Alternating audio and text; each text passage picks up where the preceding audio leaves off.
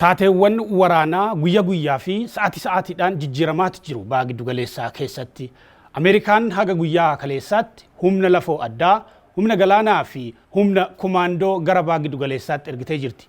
Humnoonni kunneen haga guyyaa kaleessaatti guutummaan isaanii baha giddu galeessaa dhaqqabu miidiyaaleen Ameerikaa gabaasanii jiran. Tiraamp gama isaatiin baha giddu galeessaa jechuun Iraan irraa waan barbaadu ifatti dubbatee jira. Yuuraaniyeemii Iraan, boba'aa Iraan akkasumas immoo oddola murteessituu Iraan kaargi qabachuu akka barbaadu dubbatee jira.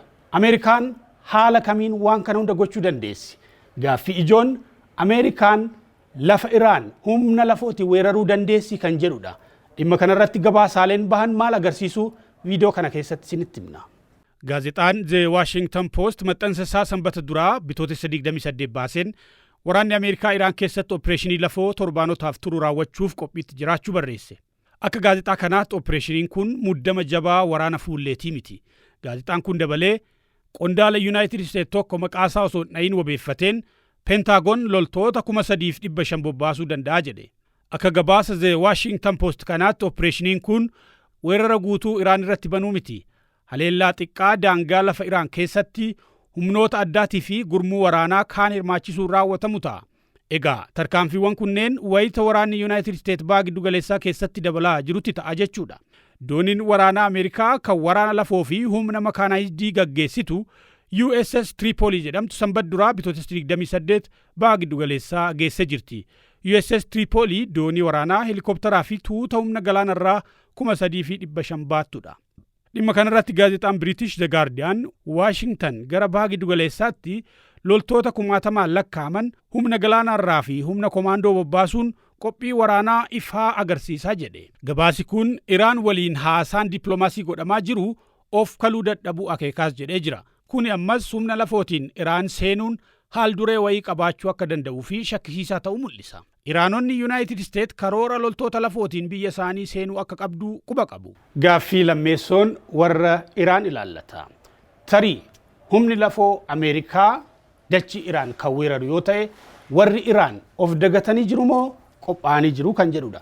Dhimma kanarratti qondaalonni Iraan yeroo garaagaraatti waan dubbatan qabu.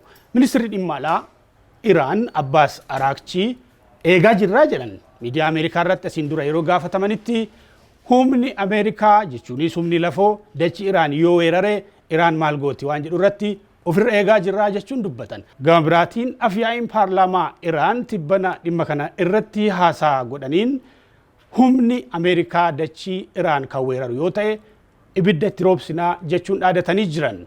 Miidiyaan Iraan afyaa'ii paarlaamaa Iraan Mohammad Baaker Qalibaaf wabeeffachuun akka gabaasetti United States Iraan waliin haasawaa jirti garuu iccitiidhaan haleellaa lafoo karoorsaa jirtii jedhe. Kana jechuun waraan Iraan humna waraana Ameerikaa hanga Iraan seenu eegaa jiraachuu fi michuuwwan ishee adabuuf qophiitti jiraachuu akeeka.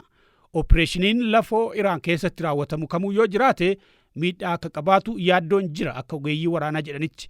Ogeeyyiin waraanni Ameerikaa akkuma Iraaq keessa bara 2003 seenee dhoqqee keessatti laaqamuu danda'a. Yookiin akkuma Afgaanistaan keessatti danqamee tulluuwwan rakkisoo fi dachii bal'oo Iraan keessatti loltoonni hedduun jalaa dhumuu danda'u jechuun akeekkachiisu. Ajajaan duraanii neetoo fi michuun US Admiral James Stavridis balaan United States odola kaargi weeraruu guddaan Iraan dooniiwwan waraanaa naannichaa irratti qiyyaafachuun haleeluu dandeessisaa jedhu. Yaaddoon biraa akka ajajaan duraanii neetoo kun jedhanitti hiree namoota odola kanarra jiraatanii 1,000 lakkaa'amanii balaarra kan buusudha. Irra caalaan isaanii hojjettoota indaastirii boba'aa kan ta'an jiraattonni odola kaarg sababa kanaan yookaan ni dhuunfatamuu yookaan bakkaa ka'uu jedhu. Stavridis kana malees carraa tarsiimawaan Washington qabdu maali kan jedhu dubbatu. Yaadi opereeshinii kana Iraan ulaa Hormuz akka bantu mariif harka micciirudha. Hooggantoonni sirna mootummaa Iraan keessatti hafan yaada odola kaarg dhabuu kanaan harka micciiramuu danda'u kan jedhu ammaaf hin beekamu. Garuu warri Iraan warra akka salphaatti harka kennan akka hin taane ji'a tokko keessatti mul'atee jira.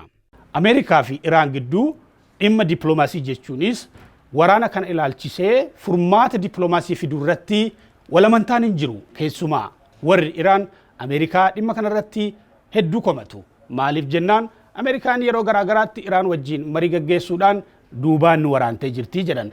Kanaaf warri Iraan waraana dachii isaanii irratti banamuu malu irratti of dagatanii jiru jechuu hin dandeenyu.